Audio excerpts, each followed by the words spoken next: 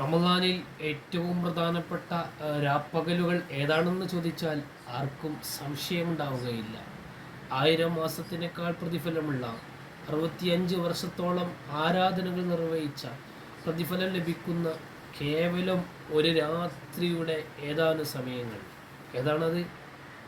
കഴിഞ്ഞതിൽ നമ്മൾ പറഞ്ഞു ലൈലത്തുൽ ഖദർ എന്നാണെന്ന്, അല്ലേ? അത് നിശ്ചയമായി ഉറപ്പായി ഒരു രാത്രിയാണെന്ന് വ്യക്തമാക്കി എവിടെയും ഹദീസിൽ വരാത്തതിനാൽ ചില സൂചനകൾ പറഞ്ഞു എന്ന് മാത്രം.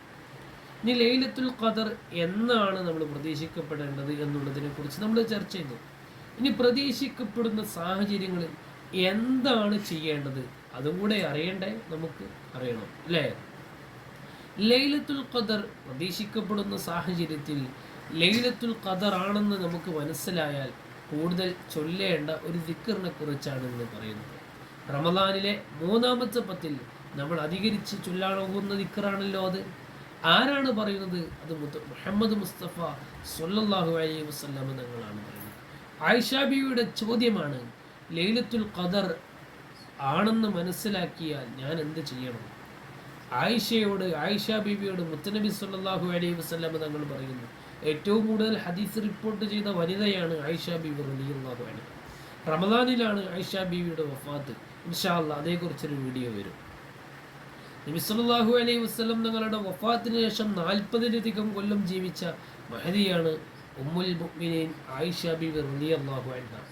ആയിഷ ബീവി റളിയല്ലാഹു അൻഹയോട് നബി സല്ലല്ലാഹു അലൈഹി വസല്ലം തങ്ങൾ പറഞ്ഞു കൊടുക്കുന്നു, മോളെ ആയിഷ, ലൈലത്തുൽ ഖദർ എന്നാണെന്ന് നീ മനസ്സിലാക്കിയാൽ അന്ന് ചൊല്ലേണ്ട ഒരു ദിക്റുണ്ട്, കൂടുതൽ ചൊല്ലേണ്ട ദിക്റുണ്ട്. എന്താണത്? ചൊല്ലിക്കോളൂ. അല്ലാഹുമ്മ ഇന്നക അഫ്വുൻ തുഹിബ്ബുൽ അഫ്വ ഫഅഫു അന്നി. ഇതാണ് ദിക്ർ. ഇവിടെ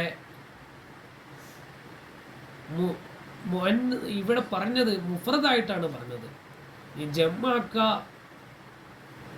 എന്നാലും ഹദീസിൽ വന്നത് ഇങ്ങനെ തന്നെ ആയതുകൊണ്ട് മുഫ്രദായി തന്നെ അഥവാ ഏകവചനമായി തന്നെ പറയലാണ് നല്ലത്. ജമ്മാക്കി പ്രാർത്ഥിച്ചാൽ തെറ്റൊന്നുമില്ല. ഹദീസിൽ വന്ന് അതുപോലെ ഖുർആനിൽ വന്നതുപോലെ തന്നെ പ്രാർത്ഥിക്കലാണ് നല്ലത്.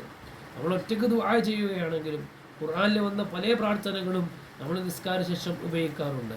അധിക പ്രാർത്ഥനയും റബ്ബന എന്നല്ലേ, ആ പ്രാർത്ഥന അങ്ങനെ തന്നെയാണ് ദുആ ചെയ്യേണ്ടത്. അവിടെ റബ്ബി ആക്കാൻ പാടില്ല. ഖുർആനിൽ വന്നതിൽ നിന്ന് മാറ്റത്തിരുത്താൻ പാടില്ല. ഹദീസിൽ വന്നതിൻ്റെ മുഫ്രദായ ദുആകൾ നമുക്ക് ജമ്മാക്കാം. പക്ഷെ ഹദീസിൽ വന്ന അതേ പ്രയോഗം തന്നെ നടത്തലാണ് ഹദീസിൻ്റെ തഅലീമിനോട് ഏറ്റവും നല്ലത്, ബഹുമാനത്തോട് ഏറ്റവും നല്ലത്. ഹദീസിൽ വന്ന ദുആകളും അതുപോലെ ദ്വാരിക്കുന്നത് പോലെ മറ്റൊരു ദുആ നടത്തുന്നതും പ്രതിഫലമില്ല എന്നുള്ളത് വസ്തുതയാണ്. നമുക്ക് അറബിയിൽ ഇഷ്ടമുള്ള ദുആ നടത്താം, മലയാളത്തിലും ഇഷ്ടമുള്ളതുപോലെ പ്രാർത്ഥിക്കാം. അറബിയിൽ തന്നെ ഏത് ദുആ നടത്തണം ഏറ്റവും നല്ലത്? അത് ഹദീസിൽ വന്ന ദുആ നടത്തലാണ് ഏറ്റവും നല്ലത്. ഹദീസിൽ വന്ന പ്രാർത്ഥനയ്ക്ക് വല്ലാത്ത പവറുണ്ട്. അല്ലാഹുമ്മ ഇന്നക അഫ്വുൻ തുഹിബ്ബുൽ അഫ്വ ഫഅഫു അന്നി എന്നാണ് ലൈലത്തുൽ ഖദർ എന്നാണെന്ന് അറിഞ്ഞാൽ കൂടുതൽ അധികരിപ്പിക്കേണ്ട ദിക്റെന്ന് ആയിഷ റളിയല്ലാഹു അൻഹയോട് മുത്തനബി സല്ലല്ലാഹു അലൈഹി വസല്ലം തങ്ങൾ പറഞ്ഞിട്ടുണ്ട്. റമദാൻ എല്ലാ ദിവസവും ഈ ദിക്ർ ചൊല്ലട്ടോ. ചില ആൾക്കാരുടെ ധാരണ അല്ലാഹുമ്മ അർഹംനി യാ അർഹമർ റഹീമീൻ എന്നുള്ള ദിക്ർ റമദാൻ ആദ്യത്തെ 10 ചൊല്ലാൻ പറ്റൂ എന്നുള്ള ധാരണയുള്ളവരുണ്ട്. അതുപോലെ തന്നെ അല്ലാഹുമ്മ ഗഫിർലി ദുനൂബി യാ റബ്ബൽ ആലമീൻ, ഇത് റമദാനിലെ 2-ാമത്തെ 10 മാത്രമേ എല്ലാം പറ്റുള്ളൂ. അല്ലാഹുമ്മ ഇന്നക അഫ്വുൻ തുഹിബ്ബുൽ അഫ്വ ഫഅഫു അന്നി, ഇത് റമദാനിലെ 3-ാമത്തെ 10 മാത്രമേ ചെല്ലാൻ പറ്റുള്ളൂ എന്നൊക്കെ ചില ആളുകൾ ധരിച്ചു വെച്ചിട്ടുണ്ട്. അങ്ങനെയൊന്നുമില്ല. റമദാനിൽ എല്ലാ സമയത്തും ചൊല്ല, റമദാൻ അല്ലാത്ത ദിവസം ചൊല്ല, ഒരു കുഴപ്പമില്ല, തെറ്റില്ല, ഹറാമില്ല. ചൊല്ലിയാൽ അതിൻ്റെ കൂലി ലഭിക്കുകയുള്ളൂ.